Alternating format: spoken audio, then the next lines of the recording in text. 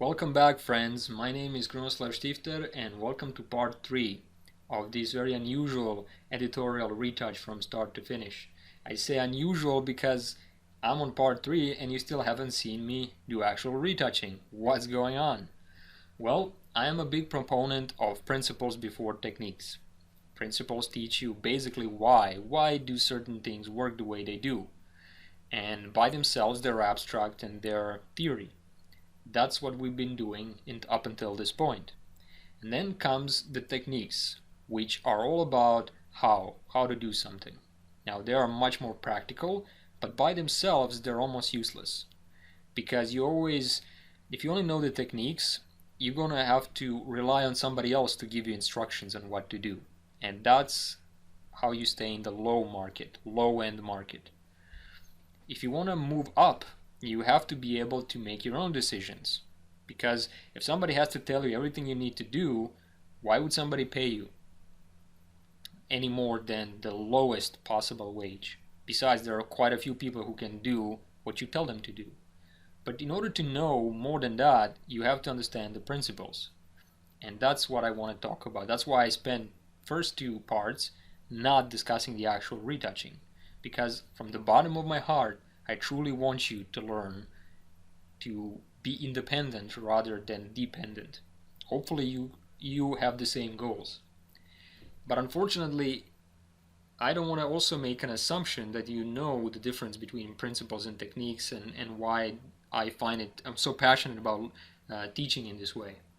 So let's really quickly define them, so when I use the terms to describe those concepts later, you won't be confused, okay?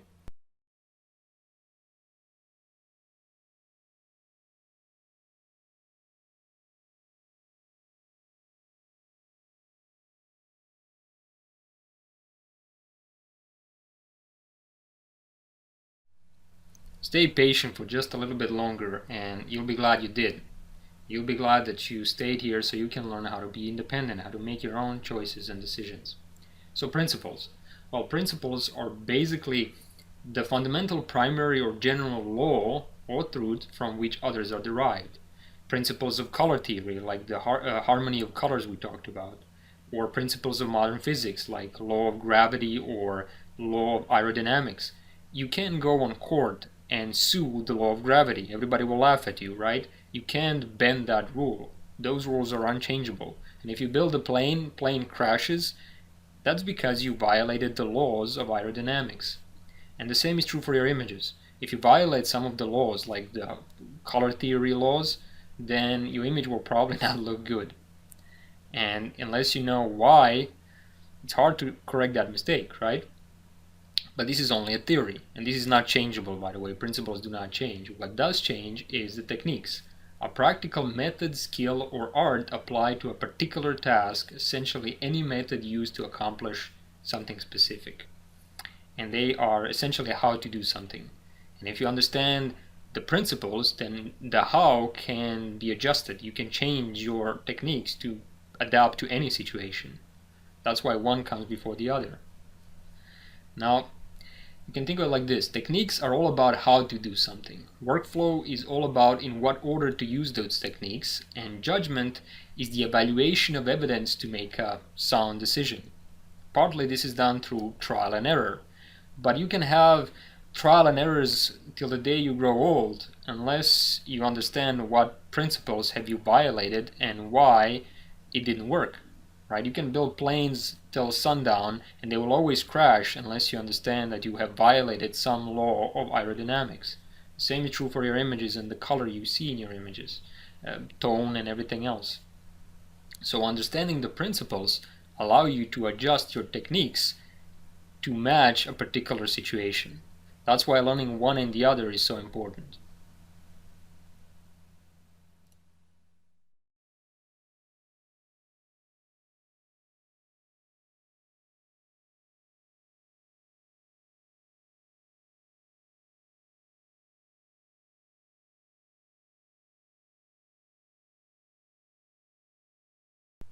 Thank you for your patience. Now we'll actually start working on some files.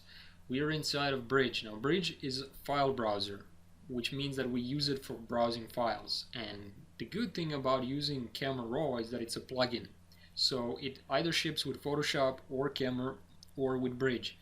And it's a plugin. It's not a standalone program. It has to have either Bridge or Photoshop opened. Now, the time when I use Camera Raw a lot is when I only have 1, 2, 3 at the most files like we see here, and I need to adjust those files. Unlike Lightroom and Capture One, which use databases for browsing images, this is just a file browser. Like I can open up an image here like I would in Windows Explorer or Apple's Finder. So I have 3 images selected, and I'm going to click on this icon here, Open in Camera Raw. These are all raw files. However, you can in fact work with JPEGs and TIFFs in Camera Raw, but you lack the functionality, the raw data that you get from raw files. I explained that in the first part of this series. So I'll click on the icon to open up all these images, and normally I would work on an image here. I'm going to click on another image and then work on that one and on another one, and that's how I would go through images. However, and of course, if I select one which I've adjusted and I want others to look the same, I can click Select All and click on this button Synchronize, and then I can synchronize between the settings, all of the settings or just some of them. Now that's probably something you've known, and that's what I do most of the time. However, this time, for the sake of this tutorial, I will only use one image to work on, mainly because I'm recording on a small screen, so I want as much screen real estate as I can get. And I'm going to click Cancel, select only one image, and open it up again inside of Camera Raw. So let's start. First, this is the image we're going to be working with, and as you already know, we want to get this look from Gucci ads. And of course, if you compare these two images, they don't look the same at all at this point, right? This one has the potential to look like the other one, but they're not really the same right now. So we need to make some big adjustments and prepare the image properly. So first thing I would say is that this image now presents a very interesting example of what I talked about earlier in this video, about the principles and techniques, about why and how and all that. Well, first and foremost, you can see that this image, to me, bugs me a little bit that the image is not straight. As you can see here, the horizon line isn't straight. So how would I fix that? Well, how is the easy part. I can take my straighten tool, draw a line where I think it should be straight, double click, and we're straight. The image is fixed. That's the easy part. How? But the thing is, if I go back, actually let me go back to crop and set to original crop. Now the problem with this is that I really don't know should or should I not fix this. I know how, that's the easy part, but I don't know why. Why would it be a good idea or not? I'm not ashamed to admit it, I'm not a photographer, so I haven't been studying too many of the images like this, and I'm not sure exactly what to do. I thought I should straighten it out, that was my first impression. But then I opened up the image from Gucci, and if you look, they have a crooked line here as well. So the question is, did Gucci made a mistake, or is there some creative principle that says some images can in fact be not straight because that's a creative freedom or some other reason? And I don't know.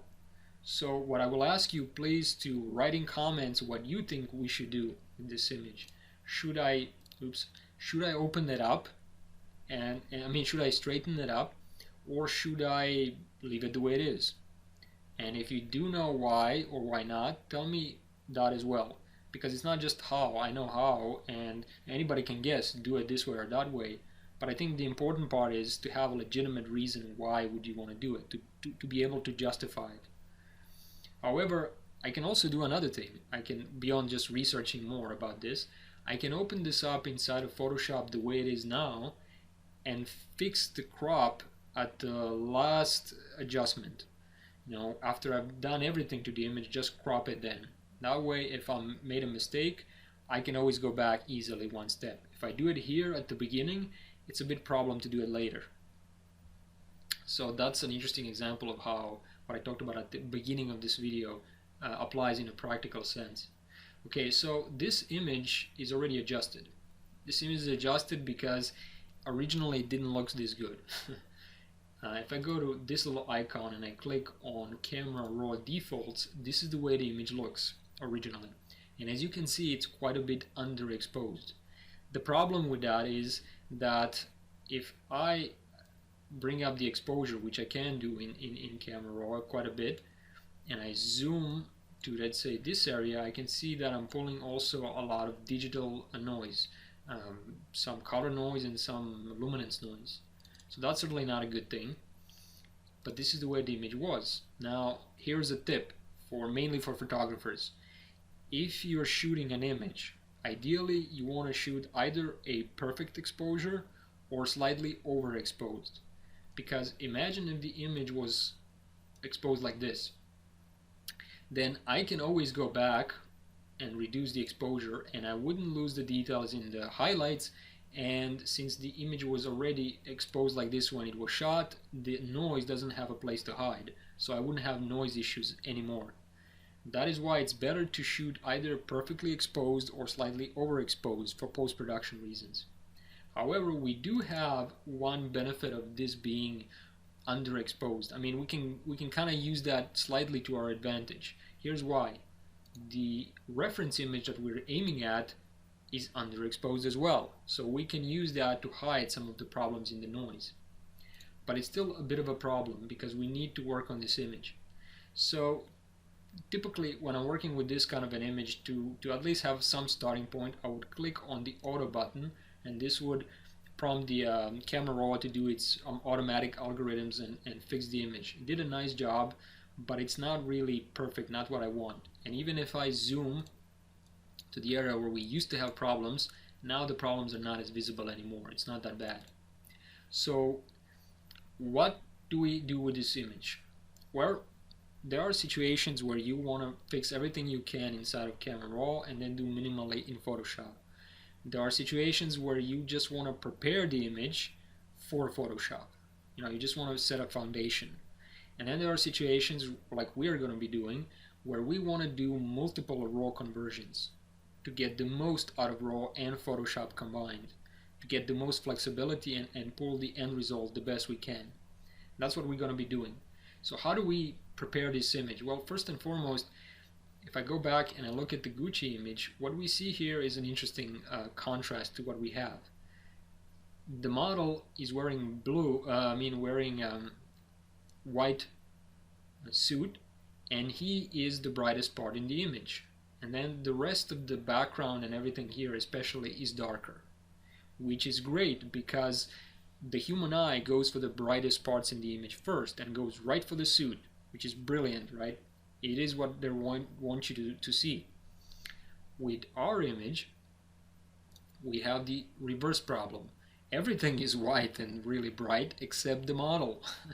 So if we're going to match the look, we need to reverse that. That means that the only way to do that would be to adjust the model separately from the background.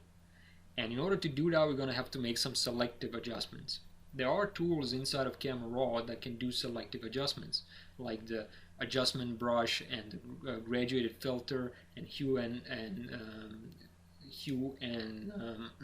HSL sliders, where we can adjust individual colors, like if I wanted to bring down just the blues. But none of them really work well, and I don't want to spend too much time giving you a demonstration of why it wouldn't work on this image. I can just tell you that after trying, I don't like the options I have. They're quite limiting compared to what I could have. That is why I want to take this image into Photoshop. But before I do, I want to prepare the image, at least one part of the image, to be the way I want it to be. And the part I want to prepare is, first I want to work on the model itself. But before we do, I want to give you another tip. It is a good idea when you're working with a new image like this to zoom to 100% and look at the image from all angles. The reason is, it is so easy on that really far away zoom level to miss noise issues, sharpness, out of focus elements, things like that. So it is better to simply go for, just to zoom in on all the areas, all major parts of the image, and see what we have to work with. The second tip I would give you after that one would be to think about sharpening for a moment, from a retouching standpoint especially. I'm going to zoom to a 200% and I'm going to position myself somewhere around here, near his cheek. Now let me show you something. Right now, if I go to sharpening slider, it's set automatically to 25. This is by automatic settings.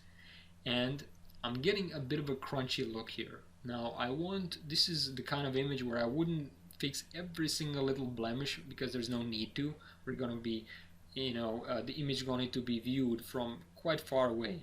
But I do want to have abilities to fix stuff. For example, this area here, because of the underexposed, the way the image was shot, underexposed, and because we have a lot of shadows hitting from the sun hitting from the other side, so we have shadows here.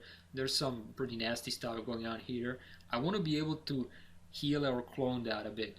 Now in order to do that, I have to select some of this skin here, and as you can see that there's some texture here, there's some crunchy texture.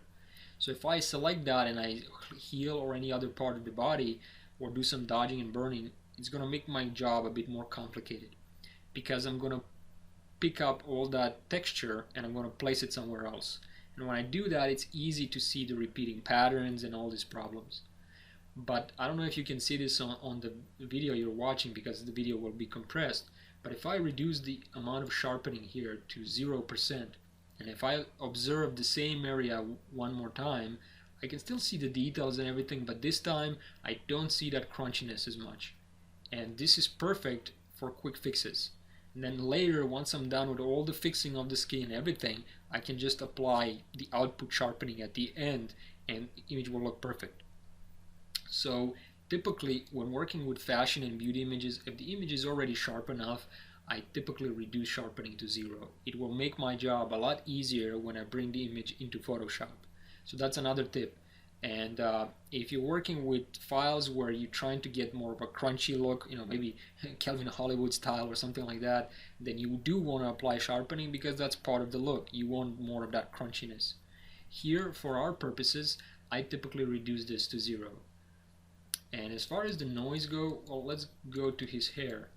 And you can see that the color noise reduction has been set to 25 by default, and we still see some color noise. This is because the image was originally underexposed, if you remember. To fix this, I'm going to increase the color noise a bit more. And I'm going to go back to fit to view.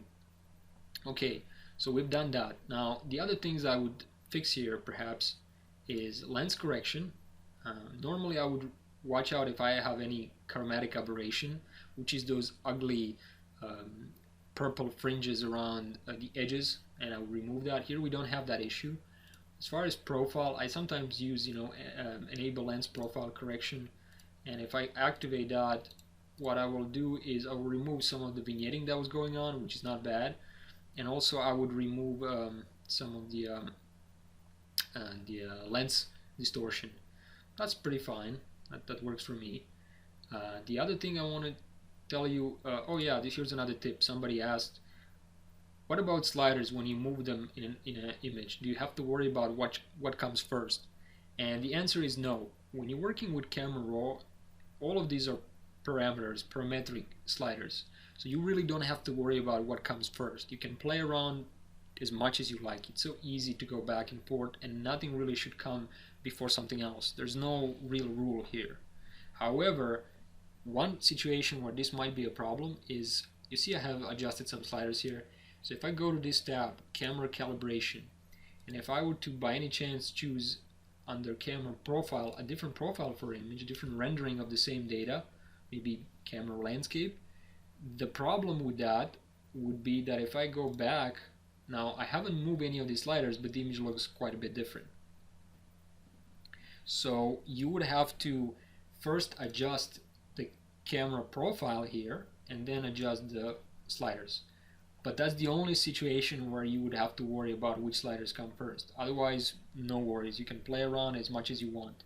When you bring the image into Photoshop, it's a different story. You have layered adjustments and everything changes. So that's the only way you would have to worry about these things, right? If you go to Camera Raw profile and change something like this. Now, I'm going to keep it to standard for this because I like the way skin tones are looking, but I don't like the rest of it the way it looks right now. So I can, with multiple raw adjustments and raw conversions, I can always change that as well. And I'll go back to the original. Now let's take a look what we can do for just the model. Let's pretend that he exists and the background doesn't. So we're going to want to adjust him. I'll zoom here a bit so we can take a better look. Now here's what I would do.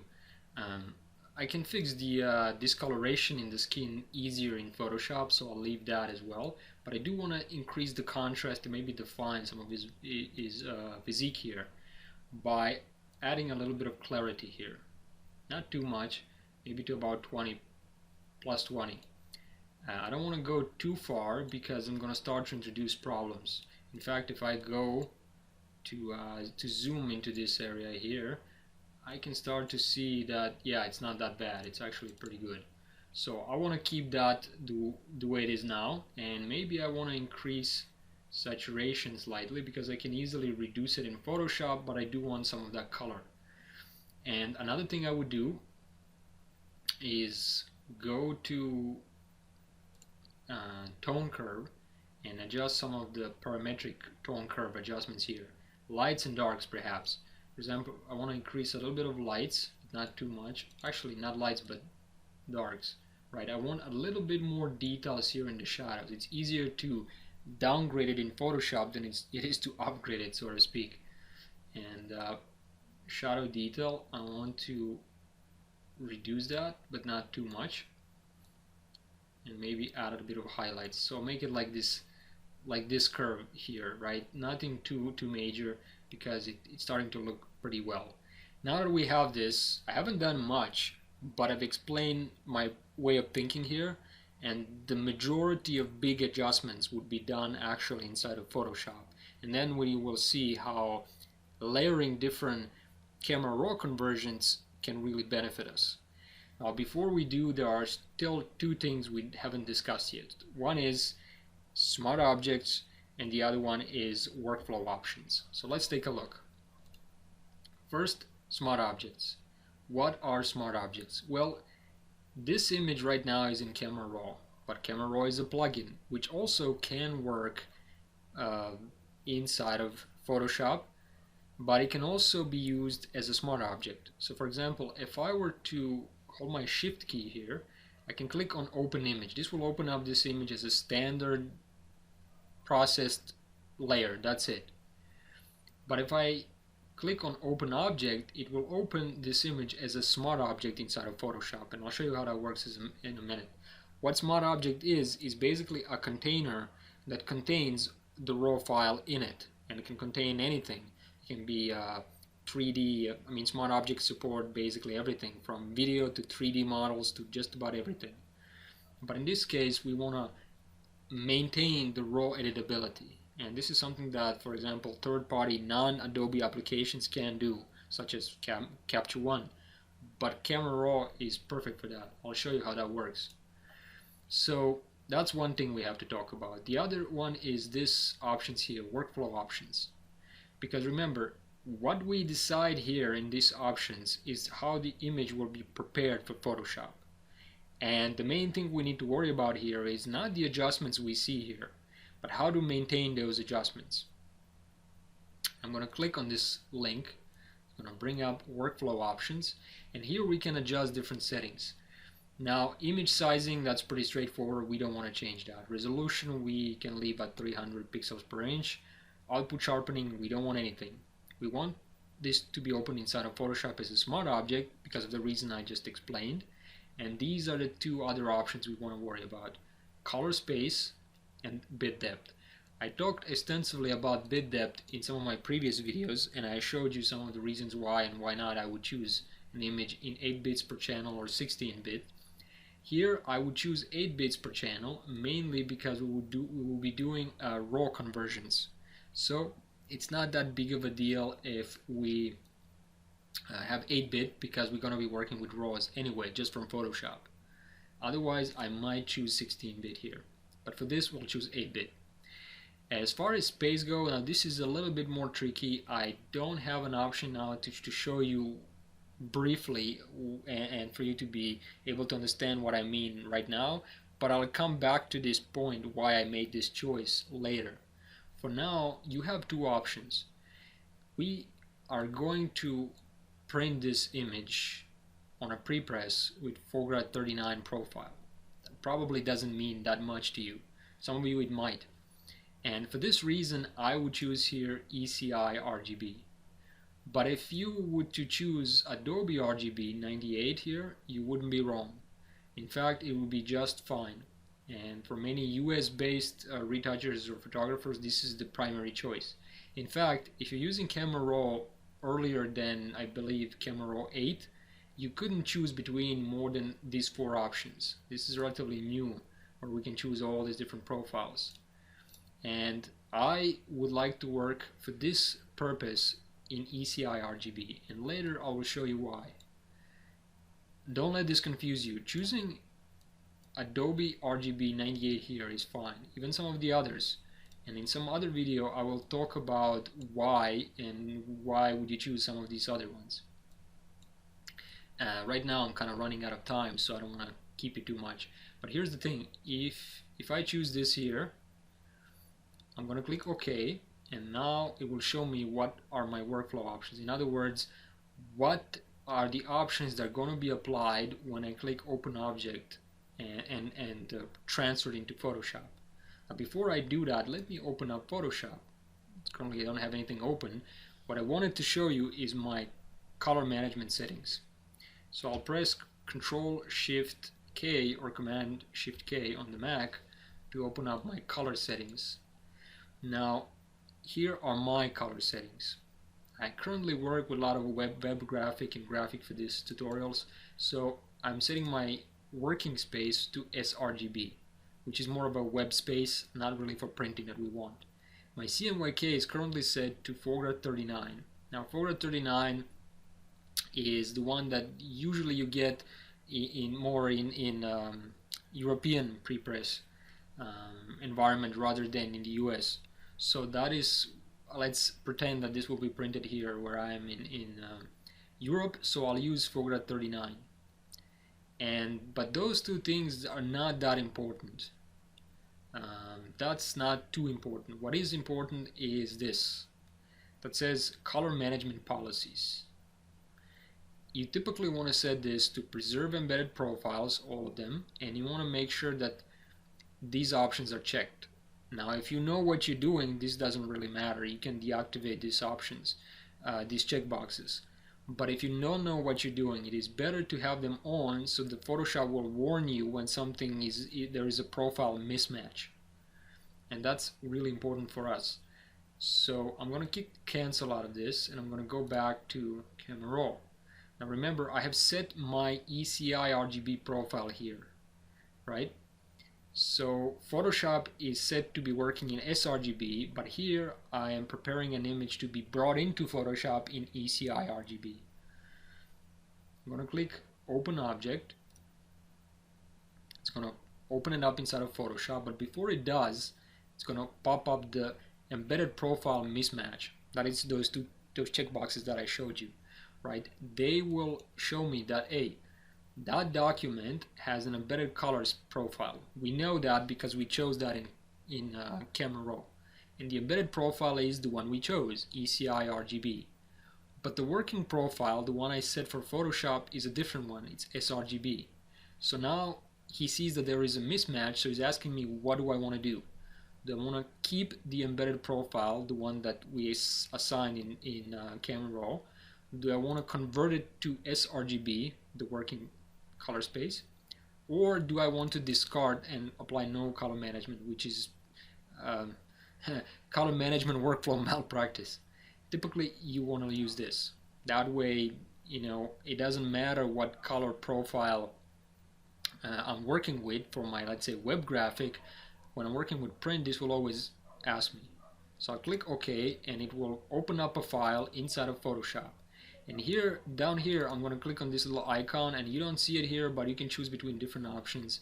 I'm going to choose Document Profile, and this will confirm that this file is ECI RGB 8 bits per channel. Even though if I go Control Shift K or Command Shift K into my color settings, my working space is sRGB. So I am fine. I have opened up this image using the profile I assigned in in Camera Raw. That's good. Now here is the smart object, and as you can see, we know it's a smart object because it has this little icon at the bottom. And what this allows me to do now is to open up, by double clicking on it, I can open it up inside of Camera Raw, and this is still a raw file. It is simply embedded inside Photoshop, and I can make any adjustments here that I want, and I can click OK. It will prepare the smart object and bring it back into Photoshop. And now the fun begins. Now we can duplicate this and use multiple raw conversions to adjust the background and any other settings we want at any point in our workflow. The reason why I like to work with Smart Object is not just that. It is also that the embedded raw file inside of PSD file here, if I save this PSD somewhere on my hard drive, a year later I find it and I open it up, I don't have to look separately for the raw file. And unlike photographers, I'm not as organized with many files. I have a relatively small number of files. So if I keep them inside of Photoshop like this, I like that because they're all embedded in one file, one package. But that's just me, you know. It's not a sin if you don't have this option. But that is one of the benefits of using Camera Raw. Now we're just getting started, so in the next video I'll show you how I will copy this smart object and adjust it for background specifically, then for highlights and all this other stuff. And we're going to make multiple raw adjustments and continue working on this file to make it look eventually like this.